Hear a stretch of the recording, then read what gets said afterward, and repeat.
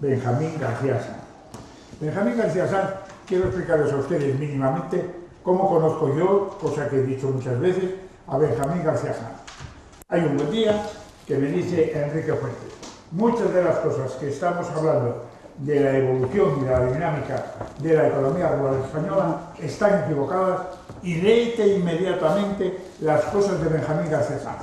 Acaba de impresionarme, es un profesor de Valladolid que no conocíamos en absoluto, que no viene de momento de nuestro mundo, que él se titula profesor de sociología, pero realmente Benjamín García Sanz lo que sabe es una barbaridad de economía agraria. Y a partir de ese momento comencé a seguir lo que decía, lo que nos enseñaba Benjamín García Sanz alrededor de estas cuestiones de economía rural, pero al mismo tiempo con una serie de derivaciones sociológicas importantísimas. Ha hecho trabajos muy bonitos sobre ese cambio que se origina en España en la economía rural como consecuencia, en primer término, de que ha avanzado la situación de la economía española en general, que se han producido alteraciones demográficas y que empieza a alterarse todo, que entramos dentro del mundo comunitario, que tienen lugar transformaciones muy fuertes en otros aspectos de nuestra economía, y que todo esto está repercutiendo inmediatamente en lo que está pasando en el campo. Los trabajos de Benjamín García Sanz son todos ellos espléndidos, y yo estoy seguro que ahora mismo vamos a empezar a saber muchísimas más cosas complementarias gracias a lo que nos digan. Así que, profesor García Sanz, tiene la palabra. Muchas gracias.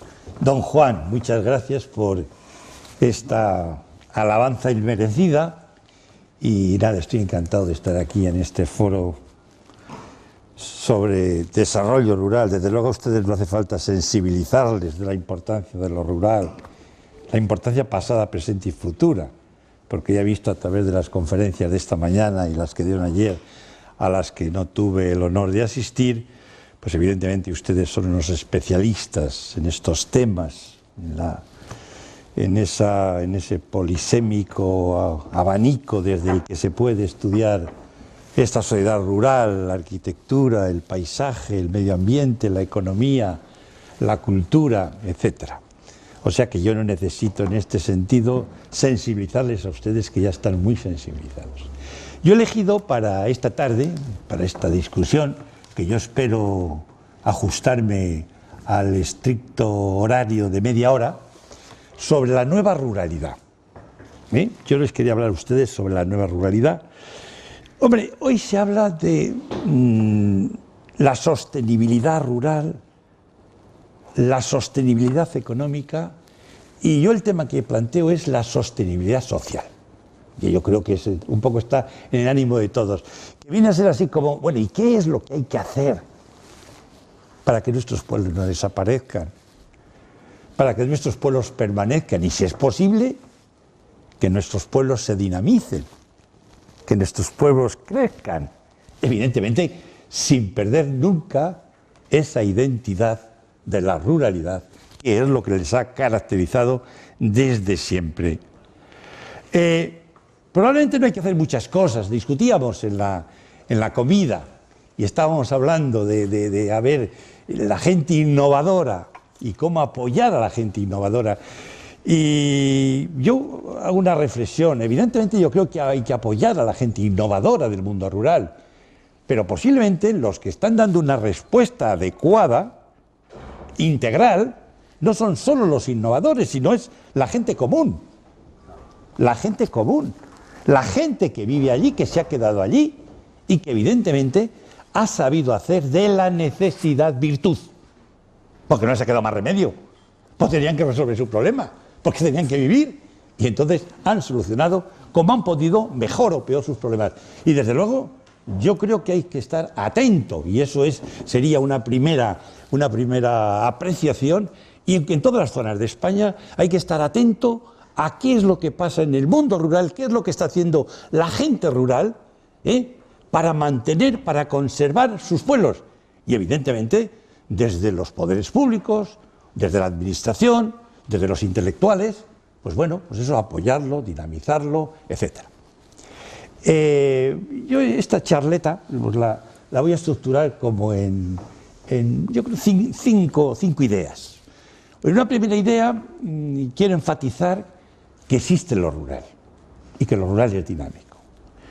Una segunda idea, que es corroborando esta idea de que existe lo rural y que lo rural es dinámico, yo les presentaría a ustedes el rural, muy brevemente, ese dinamismo, el rural de la guerra civil, el rural hasta los años 80, el rural de los años 80 hasta la actualidad, y lo que va a ser el rural del futuro. Es decir, cuál sería la sociedad rural que estamos generando y a la que, evidentemente, yo pienso que vamos a asistir en un corto plazo. Yo no soy de los sociólogos, de los teóricos de la sociología, porque mis teorías son teorías de pequeño o de mediano alcance.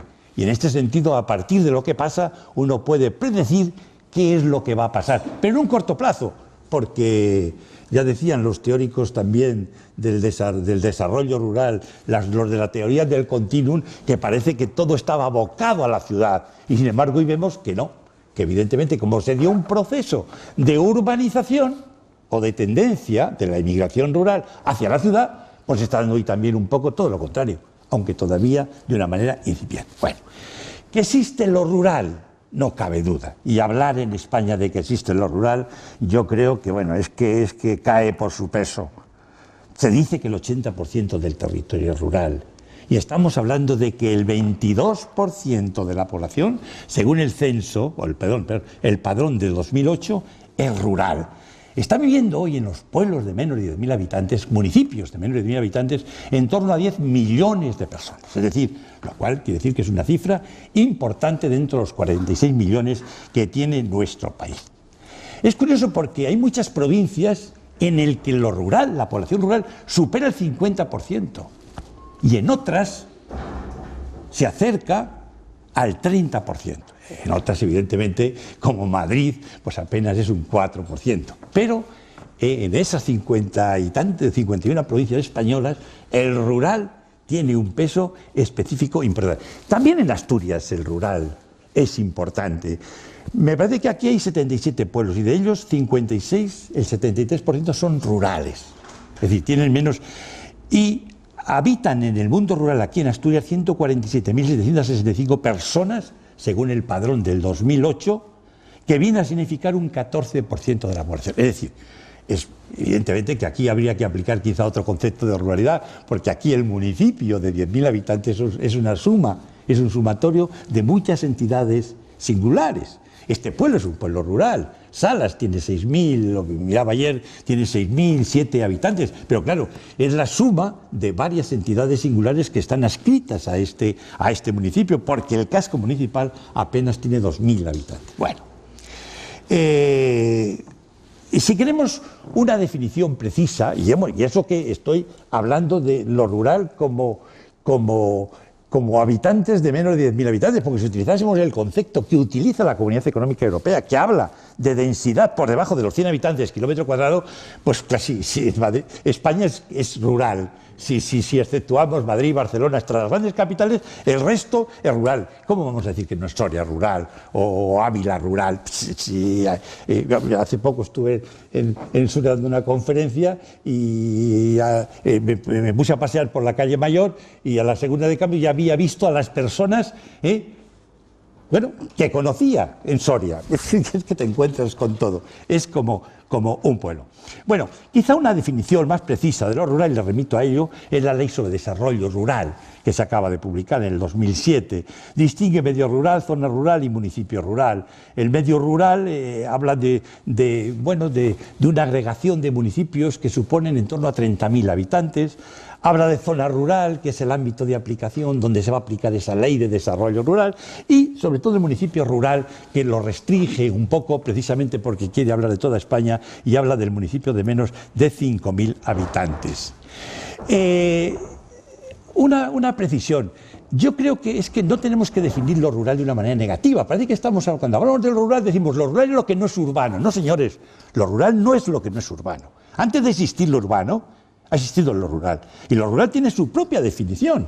Yo suelo definir, y no me voy a detener en ese aspecto, pero lo rural evidentemente tiene que ver con el hábitat, lo rural tiene que ver con las formas de ocupación que tradicionalmente fueron la agricultura, y hoy evidentemente ya no es la agricultura por lo menos a tiempo principal, aunque todavía es la matriz de la ruralidad, sobre todo la agricultura a tiempo parcial, y evidentemente hay una cultura rural que yo creo que salta a la vista. Hace poco también fui con mis alumnos a dar una vuelta por Castilla y claro, son urbanícolas la mayoría, y entonces cuando además nos dice, anda, existe lo rural, porque se dan cuenta que claro, que es que ver a la señora María, al señor Antonio, ver las casas de pueblo, la alimentación de los pueblos, pues evidentemente eso tiene algo que no tiene la ciudad. En segundo lugar, lo rural no es estático. Por lo que la gente piensa y dice, es que lo rural es lo tradicional. Lo rural no es estático, lo rural es dinámico, como es dinámico lo urbano. Nuestras ciudades no tienen absolutamente nada que ver con las ciudades medievales, y sin embargo aquellas las llamamos ciudades y estas llamamos ciudades. Y yo se lo voy a demostrar a ustedes. Entonces, si ustedes comparan estos tres modelos de ruralidad, la ruralidad, bueno, pues que sale de la guerra civil, la ruralidad que se genera en España a partir de los años 60, la ruralidad que se genera a partir de los años 80, y la ruralidad del futuro, verán que es dinámica, que no es estática. Y yo creo que esta es una idea que tenemos que calar, que tenemos que meternos dentro de nosotros. Primero, la ruralidad de los años 40 al salir de la guerra civil. Bueno, les voy a plantear a ustedes, yo creo que había como tres características básicas y fundamentales de esa sociedad rural. Demográficamente era una población que crecía. Y de hecho una de las claves del franquismo fue eso, dinamizar las sociedades rurales, quizá porque tenían miedo de quedarse sin alimentos como consecuencia del cierre de fronteras, y entonces Franco quería tener una población rural muy dinámica, y entonces los pueblos crecieron. Y crecieron. Yo creo que los pueblos rurales, cuando más población han tenido, ha sido en torno a los años 55, antes de empezar la gran emigración. Llegó un momento en que los pueblos ya no podían crecer, ya no había espacio, y había dos tendencias: o bien otra vez se volvían a generar los movimientos malthusianos, es decir, que se habían generado en el pasado, o tenía que haber una espita que era la inmigración. Menos mal que surgió la inmigración en Europa y la inmigración española.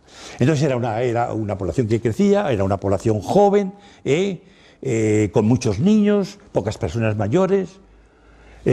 Una pirámide de edades muy equilibrada. Desde la perspectiva ocupacional, la mayoría eran agricultores, y era la agricultura, el 40% de la gente se dedicaba a la agricultura, y el Producto Interior Bruto pues era el 20 y tantos o el 30% de la economía de esos años, porque evidentemente que no todos eran agricultores, pero los servicios que había en el pueblo eran servicios a la agricultura y a los agricultores: el carretero, el herrero, el guarnicionero, todos eran profesiones artesanales muy vinculados a la agricultura. Y evidentemente una tercera nota que caracterizaba al mundo rural era la cultura. Era una cultura tradicional que era como argamasa de la ruralidad. Creencias, valores formaban parte de la comunidad y se transmitían de padres a hijos, ¿no? Resalto algunas notas de esta cultura rural. Por ejemplo, la importancia de la vida social y de la defensa que cada individuo, cada familia y cada grupo ocupa dentro de ella. El control social era una nota fundamental, precisamente por eso, para que no se destruyese la comunidad. Y dentro de la comunidad cada uno ocupaba un lugar, ocupaba un espacio, y eso había que controlarlo. Importancia de la familia y de la división de roles dentro de ella. El rol de la mujer, el rol del hombre, el rol del mayor, el rol del pequeño, el rol del abuelo. Había roles. Fuerte jerarquización de la autoridad del padre y del cachete que nos pegaba siempre, ¿no? Con el fin de imponer su autoridad. Importancia de la religión como elemento de cohesión de la vida de la comunidad. A la gente nos la preguntaba si era religiosa o no era religiosa. Sabemos que la religión, independientemente de las creencias particulares de cada uno, la religión era un elemento muy importante de esa sociedad. Evidentemente esta sociedad, la sociedad rural que nace como consecuencia de la Guerra Civil Española, y evidentemente que es una prolongación de la sociedad rural anterior, entra en quiebra en los años 60 y entra en quiebra como consecuencia de la gran emigración que se produce. emigración, sobre todo interior del campo a la ciudad, emigran los obreros de la agricultura, los primeros, emigran los jóvenes, emigran familias enteras de pequeños campesinos que evidentemente no pueden modernizarse, no pueden retar a lo que puede ser esa modernización que se impone desde la agricultura, que es la mecanización, porque no tiene tierras. Emigración de los artesanos y de la gente de oficios. A ver, cuando han emigrado el 50% de campesinos que pinta allí el carretero, si había 3, pues tiene que quedarse 1, o los bares, o las tiendas, evidentemente todo eso no desaparece, pero se queda reducido a una tercera parte o a la mitad. Y una consecuencia muy importante de todo esto es, yo creo que hay tres fenómenos de los cuales tenemos que estar hablando todavía, que es el fenómeno de la masculinización, que se da en los núcleos rurales, quizá en esta zona menos, porque aquí la agricultura, sobre todo en Galicia, ha estado muy vinculada a la mujer, y entonces la emigración femenina no ha sido tan intensa como la masculina, como ha sido en el centro, en todo el centro español. Entonces hay un fenómeno de masculinización, sobre todo en las ciudades jóvenes. Ahí verán ustedes que, si ustedes analizan la pirámide de muchos pueblos españoles, verán que en las edades de 20 y tantos a 40 y tantos años hay un 37% más de hombres que de mujeres. Y hay todas esas caravanas que se han creado dentro del mundo rural para atender esa demanda de matrimonios, ¿no?, que existe dentro del agro. El segundo gran problema es el problema del envejecimiento, que está 5 o 6 puntos por encima de la media nacional. Si estamos hablando en España de un 17% de mayores, en el mundo rural estamos hablando del 22%, y no digamos los pueblos pequeñitos, los pueblos de 500, de 400 habitantes, donde el fenómeno del envejecimiento está llegando al 40%, incluso al 50%. Y evidentemente la mayoría de los pueblos lo que se está dando hoy es lo que llamamos un crecimiento vegetativo negativo, es decir, que la mortalidad supera con creces a la natalidad. Estamos hablando de una natalidad que no alcanza ni siquiera el 5 por mil y una mortalidad que se acerca al 14 o al 15 por mil. Esta es una primera crisis que aparece a partir de los años 60 y que evidentemente se prolonga hasta los años 80. Hay una crisis de la actividad. La crisis de la actividad fundamentalmente se centra en la reducción de los activos agrarios, lo que llamamos, hemos definido con el término de la desagrarización, del campo, desmantelamiento del artesanado y aparición de nuevas profesiones dentro del mundo rural. ¿Por qué? Nuevas profesiones de industria y de servicio que sustituyen a los antiguos artesanos. Evidentemente se empiezan a vender tractores, se empiezan a ver arados de vertedera, se empiezan a ver abonos, insecticidas, herbicidas. Todos son nuevos servicios que se dan a la población rural, y evidentemente pues esto viene de la ciudad, aunque no se instala en los pueblos pequeñitos, pero sí instala en los pueblos cabecera, que también son rurales. Y hay como una tercera o un cuarto apartado dentro de esta crisis de la actividad, que serían los ajustes de los servicios. Evidentemente, si se ha reducido la población, pues hay que ajustar los servicios también a esa población. Y también hay cambios en lo cultural. Es decir, como consecuencia de esta crisis demográfica, de esta crisis de la actividad, hay una crisis en lo cultural. Hay un desprecio, lo vamos a subrayar, de la cultura rural. Hay un desprecio de la cultura rural desde la ciudad, subsumida esta cultura en lo que llamamos el paleto.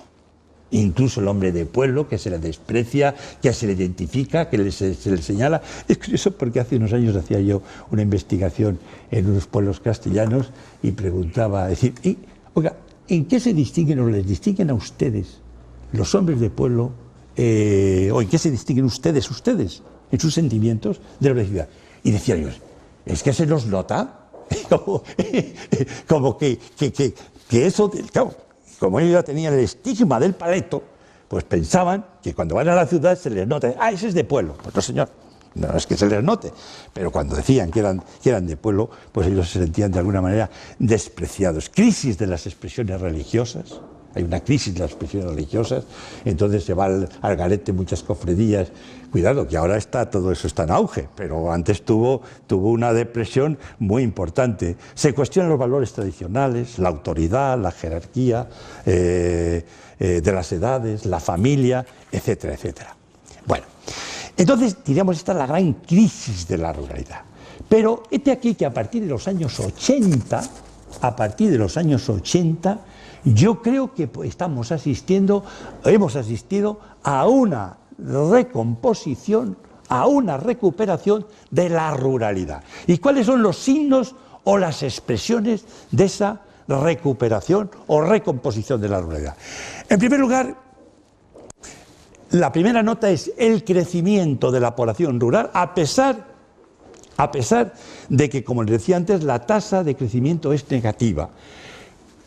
Los últimos datos, como les decía antes, el padrón del 2008 dice que tenemos, hay como unas 100.000 personas más que en el 2007. O sea que en los últimos años había 9.600.000 y hoy hay casi 10 millones. O sea que en unos años el mundo rural ha crecido casi en 400.000 personas. Luego entonces, claro, y eso a pesar del crecimiento negativo vegetativo, que es casi del 1% anual.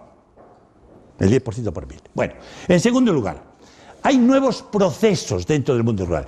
¿Los nuevos procesos cuáles son? El tema de los retornados. Retornados. Y cuando estoy hablando de retornados no me estoy refiriendo a gente que va a los pueblos para trabajar, sino retornados que va a los pueblos para descansar. Y muchos de ellos, el retorno empezó con los emigrantes. Y muchos de ellos, cuando se jubilaron, vuelven a su pueblo. Vuelven a su pueblo y vuelven a su pueblo buscando las raíces, porque muchos de ellos emigraron al País Vasco, a Barcelona, pero no se han llegado a integrar. Los hijos sí, pero ellos no. Y cuando vuelven a su pueblo notan que allí tienen las raíces. Entonces son lo que yo llamo retornados. Que generalmente los retornados, los estudios que yo he hecho, pues se refieren a gente que se les ha despedido a los 50 y tantos años, bueno, pues de las grandes multinacionales, pues la Renault, la SEAT, la banca, gente que, oye. El segundo factor importante del crecimiento de la ruralidad es la inmigración extranjera. ¿Saben ustedes que estamos hablando casi de 1 millón de personas inmigrantes en el mundo rural? Es que esto es muy importante. Y que estos inmigrantes están cubriendo una función que dejaron los que emigraron a la ciudad. Muchas de estas mujeres inmigrantes están atendiendo a nuestros mayores, incluso se están dando matrimonios, muchas de estas mujeres están resolviendo ese problema de la nuncialidad que hablábamos anteriormente. Pero junto a esto, que es gente que va a residir al mundo rural, aunque algunos por supuesto no adquieren la residencia, aunque vivan todo el año allí, hay otros fenómenos como es el fenómeno de la población flotante. La población flotante es lo que yo llamo los de fin de semana. Ustedes saben que el 40% de la vivienda rural es vivienda secundaria. ¿Esto qué quiere decir? Hombre, hay gente que tiene una vivienda en el pueblo, pero no necesariamente no va todos los fines de semana.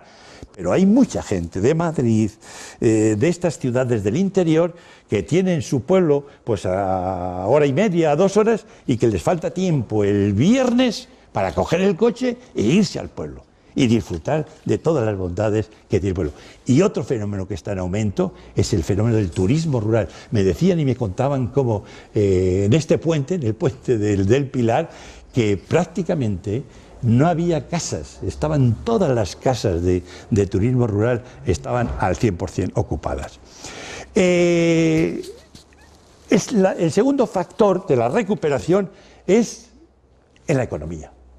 Y también yo lo defino con una palabra, que sería la diversificación ocupacional. O sea, estamos ya ante un mundo rural que ya no es agrario, que ya no vive de la agricultura. Y por eso entonces, ojo, cuidado, que yo no digo que no sea importante la agricultura, que yo no digo que no haya que potenciar la agricultura, las nuevas agriculturas y apoyar a los agricultores y en este caso a la ganadería en esta zona, pero olvídense de pensar solo en un mundo agrario, porque todos estamos equivocados. Y yo creo que el futuro va a ir por la diversificación ocupacional. Diversificación ocupacional que lleva a los servicios, a los pueblos, los coches, las maquinarias, los tractores, el desarrollo de la industria en general, de la industria. Hay pueblos que se están desarrollando porque los ayuntamientos están ofreciendo terreno para polígonos industriales y se están montando pequeñas empresas que están siendo un objeto o están siendo una dinamización del pueblo. El fenómeno de la industria agroalimentaria. Fíjense ustedes que más del 60% de la industria que hay en este país es pequeña industria, es industria agroalimentaria, es industria que está en el mundo rural y que muchas veces no lo está controlando los propios agricultores. Es el desarrollo de la construcción que ha tenido una importancia enorme y ahora aquí en este pueblo está teniendo una gran importancia puesto que está haciendo una autovía, ¿no? Y antes me comentaba, dice, no, la gente de este pueblo no va a trabajar en la ciudad, sino que la gente de la ciudad viene a trabajar al pueblo, precisamente viene a trabajar a la autovía. Los nuevos servicios que se están creando en el pueblo para toda esta población, la población flotante, el turismo rural, los retornados. Es curioso porque, mire, hay un fenómeno que yo considero que es de una importancia capital hoy y que va a tener una importancia quizá mayor en el futuro, que es el tema de la movilidad. La movilidad es lo que yo llamo vivir en los pueblos y trabajar en la ciudad. Vivir en los pueblos y trabajar en la ciudad. Y es que eso lo está haciendo muchísima gente. ¿Saben ustedes que el 40% de los ocupados rurales cogen todos los días su coche y se van a trabajar? O bien un 20% de ese 40% a pueblos rurales, o bien a la ciudad. Oiga, y esto sí que lo podemos dinamizar, mejorando las carreteras, mejorando las redes de comunicación, mejorando lo que nosotros llamamos, los ecólogos llamaríamos la distancia ecológica, el tiempo que se tarda en trasladarse desde el lugar en el que se vive al lugar en el que se trabaja. La mayoría de esta gente que se traslada a diario a trabajar a una ciudad o a otro pueblo rural apenas invierte media hora. Apenas invierte media hora, incluso eso se podría reducir si se mejorasen sensiblemente nuestras carreteras. Y eso sí que sería apostar porque la gente viva en el pueblo, porque claro, la vida en el pueblo tiene unas bondades que no tiene la vida en la ciudad, empezando por la vivienda. ¿Cuánto le cuesta una vivienda a un joven que se va a vivir a la ciudad y cuánto le cuesta una vivienda en el pueblo? Hemos asistido a otro proceso dentro de estos, a partir de los años 80, que es la revalorización de la cultura rural. Esa cultura del paleto hoy es una cultura que está en valor, ¿no? En valor, o sea, se está valorando incluso la industria agroalimentaria, la alimentación artesanal, se está potenciando, apoyando, pero no solamente eso, sino la propia cultura, todo el arte rural, la vivienda rural, todas las edificaciones tradicionales rurales. Y yo creo que ahí hay un nicho de riqueza, de trabajo, de potenciación, de dinamización, que evidentemente todavía no hemos logrado llevar a suceder. Bueno, y para terminar, porque ya voy cubriendo yo les daría un poco la sociedad rural del futuro, algunas claves para entender la sostenibilidad del mundo rural, algunas claves, por donde veo yo que tiene que ir ese mundo rural para hacerle sostenible, para que la gente no se marche, para la gente que se quede. Primero, yo creo que hay nuevos nichos de empleo que hay que desarrollar, vinculados al envejecimiento. Eso está claro. Nuevos nichos de empleo. Y bueno, yo ahí tengo una idea, estoy trabajando, entonces, porque también otra cosa. Hombre, no caigamos en la trampa de llevar al mundo rural las soluciones sociales que se han dado en la ciudad. Las residencias, pocas residencias. ¿Por qué no podemos plantearnos qué hacer con nuestros mayores para que no dejen el pueblo, para que no abandonen el pueblo, para que sigan integrados dentro de la comunidad? ¿Cómo resolvemos sus problemas? Allí. Lo planteamos. Yo estoy hablando, vamos, me estoy planteando un poco el centro de los centros polivalentes. Es un centro donde está integrado todo, donde está integrada pues la vida del pueblo, donde, bueno, sí pueden comer, pueden dormir, algunos pueden dormir, los que necesiten dormir, a algunos se les puede hacer la limpieza, a otros se les puede lavar la ropa, etcétera. Pero sea un centro que atienda las diversas necesidades de los mayores que hay en un pueblo. Los mayores, hay nichos de trabajo vinculados al ocio, al tiempo libre. Por ejemplo, el cuidado del medio ambiente, que se está hablando aquí, el fenómeno de la caza, que yo creo que tiene una gran importancia entre el mundo rural y la industria agroalimentaria. Ahí yo creo que hay unos campos, unos nichos que se pueden potenciar. En segundo lugar, yo creo que hay que dar una mayor participación a la mujer en la vida rural. Es decir, hay que atajar ese fenómeno de la masculinización.